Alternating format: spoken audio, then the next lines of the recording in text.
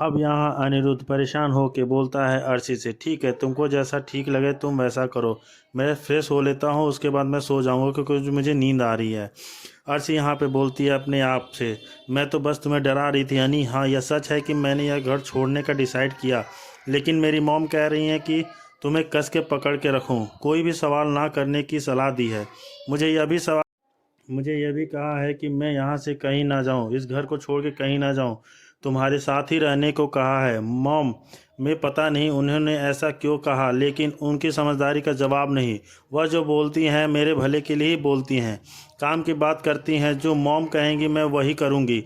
यह मेरा चैलेंज है अनी, मैं इस ज़िंदगी में तुम्हारे घर सर से इस झनक का नाम का भूत उतार दूंगी।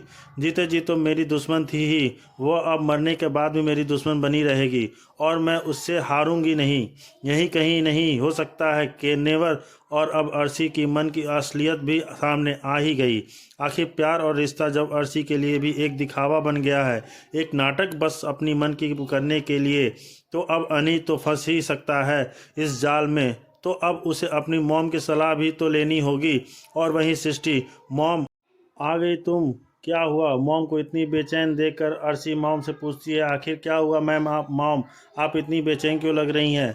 नहीं तो मैं पहचान रही हूँ कि तुम्हारे बारे में सोचती रहती हूँ ना, इसलिए तुम्हें पता है ना वो लड़की इस शहर में रह रही है इसके पिता के साथ। हाँ यह पूरा मैटर इतना अजीब हो गया है ना, पता नहीं वो दोनों कहाँ से आके टपक पड़े।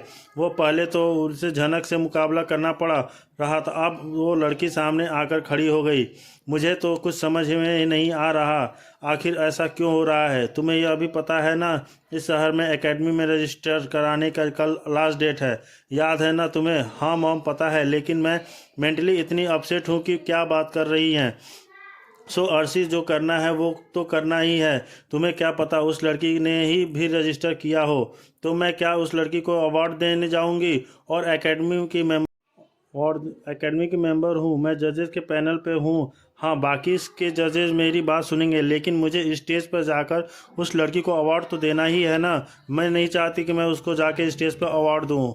मॉम जस्ट चिल, अभी तक तो यह भी तय नहीं पता कि वो नूतन ने रजिस्टर किया भी है या नहीं।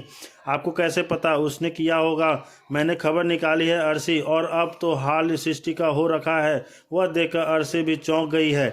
एक नूतन नाम की लड़की इतना हिलाकर रख दिया सृष्टि मुखर्जी को, यह कैसे संभव हो सकता है? कोई तो बात है जो सृष्टि को खाई जा रही है।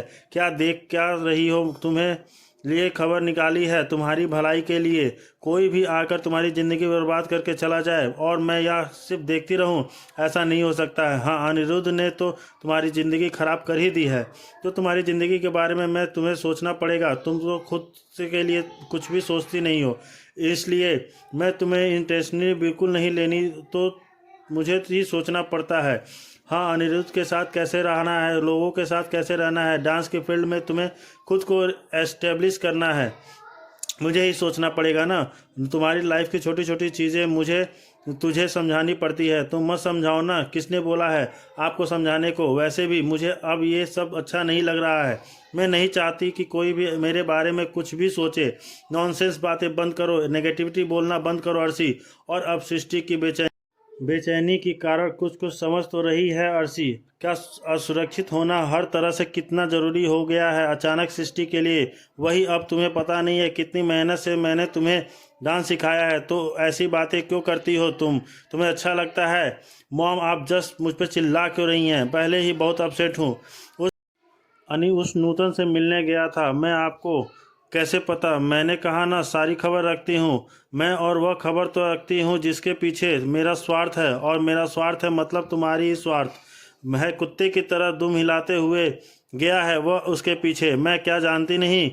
क्योंकि वह झनक दिखती है, और पहली बार अर्शी अपनी मॉम की ओर देखती है कि कैसे झनक जैसे दिखने वाली एक लड़की उसे भी परेशान करके तो रखी है। पर अब भी क्यों क्यों मॉम? आप कुछ बता क्यों नहीं रही हैं? मुझे कुछ जानकारी नहीं है, जानकारी जो अर्शी को नहीं बताई है। पहले झनक ने तुम्हारी ज़िंदगी बर्बाद की, तुम्हारी शादी तोड़ दी, अब यह लड़की तोड़ देगी। ऐसा कुछ नहीं होगा मॉम। वो नूतन के पास गया था, लेकिन नूतन ने उसे ज़रा सा भी भाव नहीं दिया और अनी मेरे पास आया, मुझसे कहने लगा कि अर्शी प्लीज़ मुझे छोड़ के मत जाओ, यही रहो। लेकिन मुझे पता है यह ज़्यादा दिन तक टिकने वाला नहीं है। 1-2 दिन में नूतन उसे भाव देगी और फिर से अनी उसके पीछे भागा दौड़ा चला जाएगा। लेकिन ऑनेस्टली मुझे अब अनी के साथ रहने का बिल्कुल भी मन नहीं है। बेवकूफ़ की तरह बातें मत करो अर्शी, क्योंकि मैं जानती हूँ कि तुम्हारे लिए क्या सही है क्या नहीं सही है। तुम इतनी बड़ी नहीं हो गई हो कि तुम अपने बारे में अच्छा बुरा समझ सको। मुझसे कह रही थी कि वह सब कुछ छोड़ छाड़ के आ जाओ, और आप कह रही हैं कि बेवकूफ़ की तरह बातें कर रही हूँ। देखो अर्शी, ज़िंदगी बदलती है, लोग बदलते हैं, वक्त बदलता है, सब कुछ बदलता है। तो अब मैं तुम्हें कह रही हूँ वही रहो, आस पास रहो। उस घर को छोड़कर कोई ज़रूरत नहीं है कहीं जाने आने की। मैं ओके ओके ओके मॉम, मैं यह करूँगी। मैंने कहा था तुमसे, सोचा तो मैंने भी ऐसा ही, लेकिन अब मेरे ही मन में कॉन्फ्लिक्ट चल रहा है। क्या क्या खुशियाँ डिज़र्व नहीं, क्या मैं कोई खुशी डिज़र्व नहीं करती हो? मेरा लाइफ कुछ नहीं है, मैं अपनी लाइफ को बेटर नहीं बना सकती, एक बेटर लाइफ पार्टनर डिज़र्व नहीं करती? एक लड़की होने के नाते मैं भी तो ज़िंदगी की हर खुशी डिज़र्व करती हूँ ना मॉम। क्या मुझे कोई लड़का नहीं मिल सकता? इनफैक्ट ज़रूरी नहीं है कि किसी को पाना ही, मैं अकेले भी तो रह सकती हूँ अपने डांस के साथ, वही बेहतर रहेगा। दिमाग खराब हो गया है क्या तुम्हारा? और आज पहली बार सृष्टि इस कदर डांटी है अर्शी को, चिल्लाई है उस पर, जो सुनकर अर्शी भी अब चौंकती है। क्या बोले जा रही है? आज उसकी मॉम अचानक से लाइफ में इतना बड़ा यू टर्न लेने के लिए क्यों बोल रही हैं? अनी के पास रहने के ऑर्डर्स दे रही हैं? क्यों क्यों? सिर्फ इसलिए क्योंकि वह नूतन नाम की लड़की अचानक आ गई है? मामला कुछ और ही है। आखिर अब सृष्टि मुखर्जी कौन सा नया सलाह देती है अपनी बेटी अर्शी को कि आखिर क्या करेगी अर्शी? मुझे तो लगता है कि दिमाग ही नहीं है, इसलिए तुम्हारी यह हालत हुई है। इतने सालों से अनिरुद्ध ने तुम्हें बेवकूफ़ बनाया और तू बन भी गई। कभी कभी तो मुझे लगता है कि तुम मेरी परवरिश ही गलत हो गई है। अर्शी मुझे बुरा लगता है तुम्हारे लिए। अर्शी, तुम मेरी इकलौती बेटी हो, तुमसे बहुत सारी उम्मीदें। मॉम, मुझे लग रहा है कि कुछ तो हुआ है। Mom, I think there is something wrong. कुछ तो हुआ है, अब तभी आप मुझे हर चीज़ उस चीज़ का जिम्मेदार ठहरा रही हैं जो मैंने किया ही। मॉम, मुझे लग रहा है कि कुछ तो हुआ है। Mom, I think there is something wrong. कुछ तो हुआ है, तभी आप मुझे हर चीज़ का उस जिम्मेदार ठहरा रही हैं जो मैंने किया ही नहीं। आप मुझे फालतू में ब्लेम कर रही हैं। मुझे कुछ नहीं हुआ है अर्शी, और मैं तुम्हें किसी भी चीज़ के लिए जिम्मेदार नहीं ठहरा रही हूँ। मुझे बस तुम्हारी चिंता होती है, इसलिए कह रही हूँ। देखो, अब आकर तुम कह रही हो कि तुम्हारा उस घर में मन नहीं लगता, तुम्हें अनिरुद्ध के साथ नहीं रहना है, लेकिन अभी तो वक्त है, तुम्हें अनिरुद्ध के साथ रहना चाहिए। अगर तुम अनिरुद्ध को छोड़ के चली गई तो ना जाने क्या होगा। उस लड़की उस घर में घुस जाएगी। मॉम, अगर मैंने अनी को छोड़ दिया, उस घर को भी छोड़ दिया, तो मुझे क्या फ़र्क पड़ता है? अनी की ज़िंदगी में कौन आ रहा है कौन जा रहा है, मुझे उस चीज़ से कोई फ़र्क नहीं पड़ता। अर्शी को आसान लगता है, वही बात सृष्टि को खाए जा रही है।